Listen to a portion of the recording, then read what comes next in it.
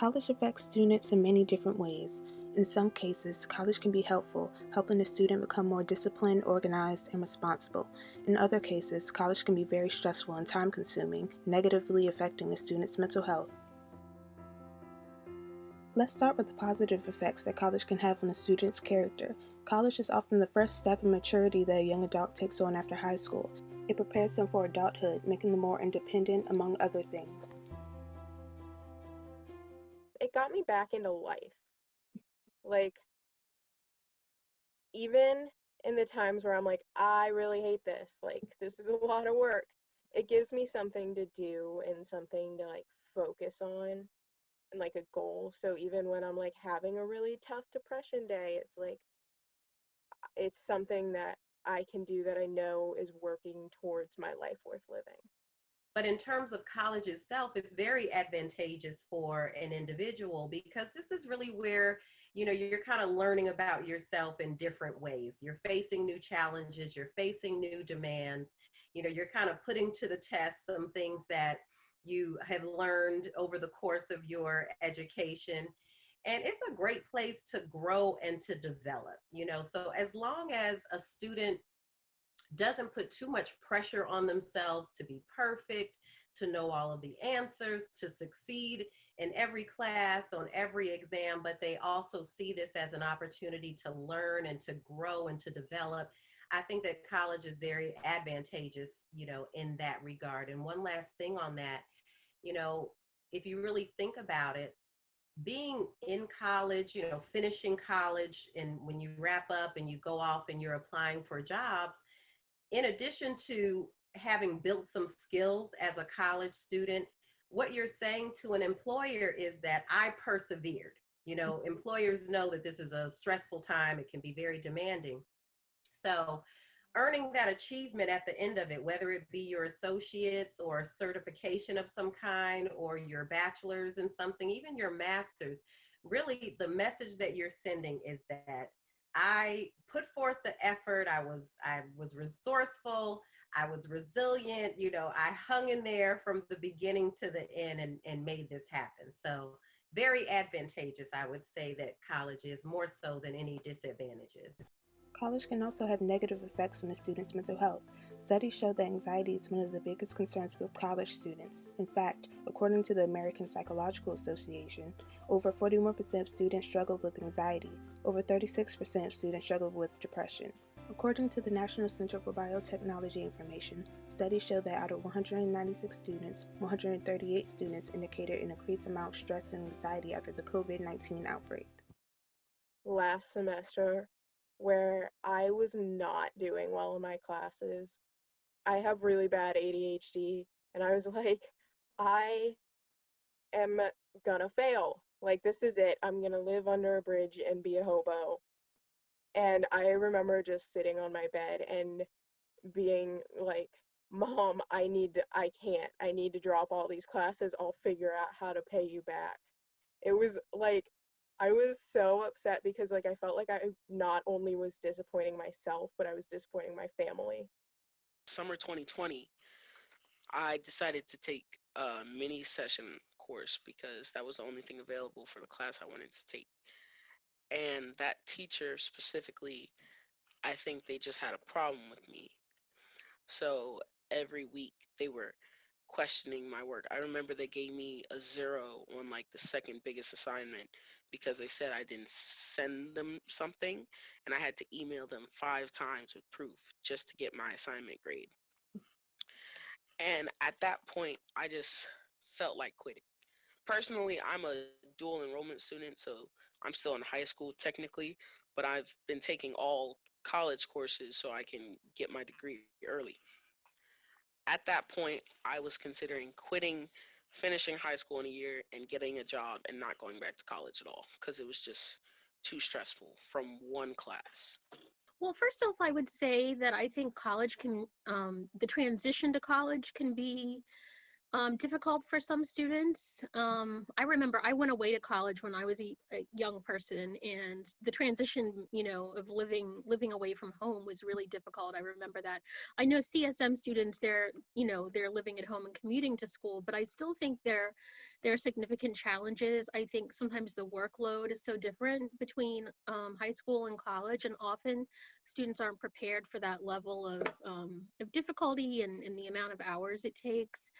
I think too, I think by the time you're starting college, it's that time in a person's developmental history when they're really transitioning into adulthood. And I think that really comes with a lot of challenges. They can be very exciting, and it's all about growth and developing into the person you're meant to be. But I think it can also come with some growing pains. And those can be reasons why students sometimes need to talk things over and, kind of share some things in counseling. After hearing different perspectives on the effect college can have on a student, one could say that college is very impactful. Although these things are commonly overlooked, mental health and character are very important topic discussions that need to be acknowledged a lot more. How has college life been affected by quarantine? In quarantine, it's been kind of depressing, I guess, because I'm just sitting here at a desk every day, and a lot of my classes don't have Zoom, so I'm still not interacting with a lot of people. But it has strengthened my social skills and my ability to push through, just because if you don't, you're just going to fall behind, and we need to figure this out together. So I'm glad, like the CSM app, everything, it gives you an opportunity to talk to people and do other things even in quarantine outside the college to give yourself a mental health break. Like, I don't have any friends. And like I said, I got out of the hospital like a month before I started my first semester at CSM, and I was there for 2 months before it shut down. So I didn't have time to make any relationships that were going to stand through quarantine. So I've just, like, it's been tough because, like I said, it's really lonely. Like, I went out and got a job so I could talk to people. Has there been a change in the amount of students that seek help since the beginning of quarantine? I think you might be surprised by my answer because I'm surprised by it. And the truth is really, it hasn't impacted the number of students that we've been seeing. I think that may have to do with the fact that we're not on campus, that all services are being offered virtually. And in fact, we've been remote offering services virtually since since March 19th of last year. So I think sometimes, some students are totally fine with doing virtual appointments, and then sometimes students are reluctant. I think like they don't want to have to do one more thing on Zoom, right? They're kind of burnt out, and I can understand that. So we haven't seen a real uptick in our numbers, but I would say, and this, I may be anticipating the next question, but I think that the issues from the pandemic have made some existing mental health issues worse, and we can talk about that a little bit later. The one thing I would say, and this may be interesting for your audience to know, although we haven't seen an uptick in students during the pandemic, I will say that every semester there's a flow to how many students we see. So this is my busy time. So I always notice towards the end of February, the beginning of March, I start getting a lot of requests from new students for counseling appointments. So I think that has more to do with people they're getting overwhelmed in the middle of the semester. Midterms are coming up, and it's getting real. So their stress level goes way up. So I think that is, middle towards till the end of the semester can be kind of a rough time for students. Surprisingly, there are three counselors, obviously, for our three different campuses. And we really didn't see that there was, an increase. We kind of expected that there would be. We thought that we would have a lot of students that would be wanting to schedule because of all of this change, and all of the transition that we were going through. But none of us really noticed that. The flow remained pretty consistent with what we tend to see from semester to semester and over the course of the semester. And so it also caused us to look at, we did some comparing between spring semester and fall semester just as a whole. And what we really saw over, our remote learning when we went to remote was that the flow remained pretty similar to that. And we tend to have like a very slow beginning of a semester. And obviously when we went to remote, we were in March. So we were kind of like in the middle of the spring semester. But the beginning of each semester tends to be slow. Students come in with optimism and hope, and they maybe have made some commitments to do better this semester than they did last semester, and to be more organized, right, and to prioritize their time better, and to really show who they are. And I think they start off great. And so we also notice by the middle of the semester, that's when stress kind of starts to build. Maybe you've been, successful in those commitments that you've made, and maybe not so much. And so we start to see like the stress building. So we kind of get students reaching out for support, and test help, test anxiety type stuff, just study skills. We do a lot of that. And maybe some of the stress is causing anxiety. Anxiety is a big thing that we see with our college population. And then really here it comes down the pike when the end of the semester gets there. That's when panic has set in. Anxiety has gone to full-blown panic. And students are kind of realizing that maybe some of those things that they put in place, maybe they didn't really commit to them. And now it's at the end of the semester, haven't done as well as they would have liked to do. And unfortunately, like in the 11th hour, we're limited with, how we can really help. At that point, it's kind of just coping and maybe reaching out for other supports. But the flow over the course of remote learning has been pretty similar, like I said, surprisingly. What can be improved about the way colleges, professors, and students approach mental health issues?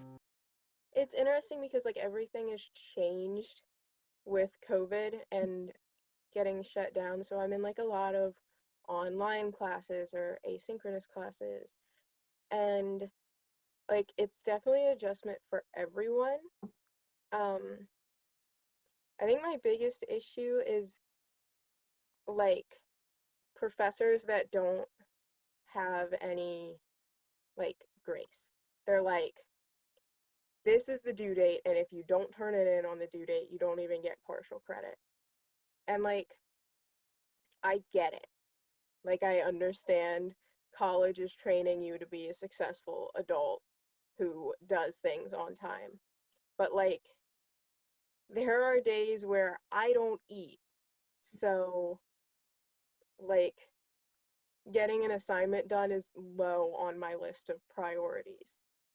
So I think that probably what would be like the biggest help is just to have someone go, you know what, like I've seen that, normally you turn in assignments on time and, it's an hour late, but I'll still accept it. I don't know how it would work, but I think they do need to somehow monitor it or lesser the workload or just talk to their students. Like, we have a spring break, correct? And I don't know about anyone else's classes, but for all my classes, they're just tripling the work the week before or the week after. So it's not really a break. It's just a pause, but all the work is still there. It's not taking a break or anything.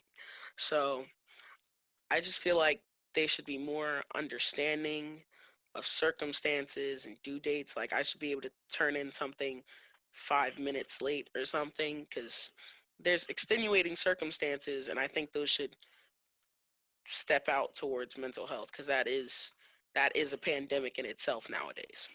First off, I'll say I think CSM does a pretty good job of acknowledging mental health as a really important component of students' overall being and well-being, because they really invest in counseling services and we do programming to help students. We see students individually.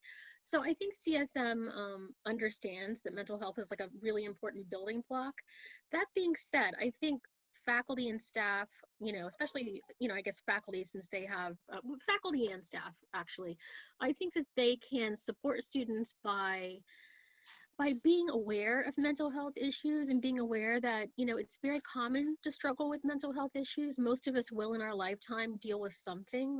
We all have mental health, we all have our struggles, but many of us are likely to face a mental health problem at some point during our lifetime. So I think it's important for staff and faculty to be aware of that.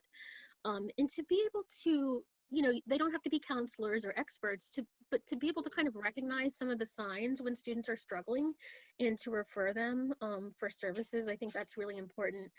And I don't want to get in trouble here, but I feel like some faculty may be really, really good at understanding mental health and helping students, I don't know, navigate, maybe extending a deadline or working with them if they've fallen behind. And then others may be a little stricter, but I think it's important to have understanding about mental health issues, that they're really real and that they sometimes make it difficult for students to complete their work. I'm not saying that excuses need to be made or that, students need to be treated according to a different standard, but I think that it's important for faculty to work with students when they're struggling and help them identify resources and maybe help them succeed, because a mental health struggle is like any other struggle. At this point, colleges and universities, have this right. I don't think that you could go to a college, whether it be a community college, or a 2-year college or a 4-year university, and not discover that they have some kind of counseling program, wellness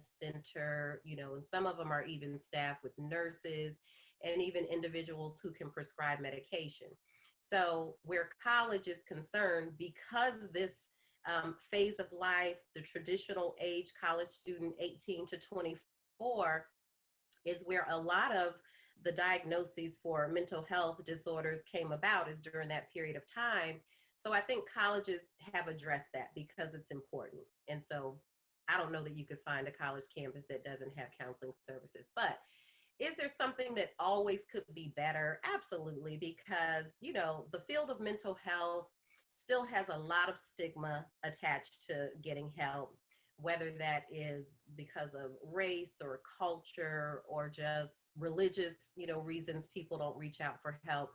But part of what having counseling services and wellness centers on college campuses is about, and even in the community, is about challenging that stigma. Like, we don't want there to be stigma about getting help. If you have a medical condition that you're feeling some kind of a pain or faintness or dizziness, most of the time you're going to go and see your doctor and try to figure out what's wrong. Well, the same applies to mental health and emotional health. We shouldn't just ignore these things that may go on with us that are indicators that I'm not functioning as well as I should.